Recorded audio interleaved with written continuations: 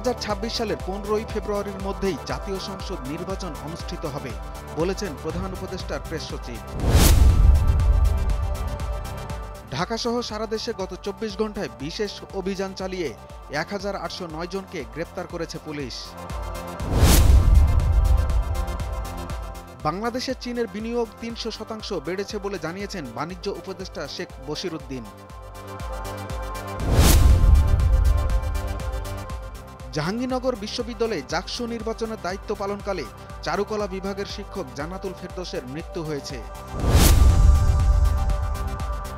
আগের সপ্তাহের চেয়ে বাজারে সবজির দাম কিছুটা কমেছে, তবে বেশিরভাগই 50 টাকার উপরে বিক্রি হচ্ছে। অনিয়মের অভিযোগে ছুটিতে পাঠানো হাইকোর্টের বিচারপতি মোহাম্মদ আখতারুজ্জামানের পদত্যাগপত্র গৃহীত হয়েছে। ব্যাপক আন্দোলনের মুখে শ্রীলঙ্কা, বাংলাদেশ ও নেপালে সরকার পতন হয়েছে। এতে চিন্তা বেড়েছে ভারতের প্রধানমন্ত্রী নরেন্দ্র মোদীর। নেপালে সহিংস দুর্নীতিবিরোধী জেএনজি বিক্ষোভে কমপক্ষে 51 জন নিহত হয়েছেন।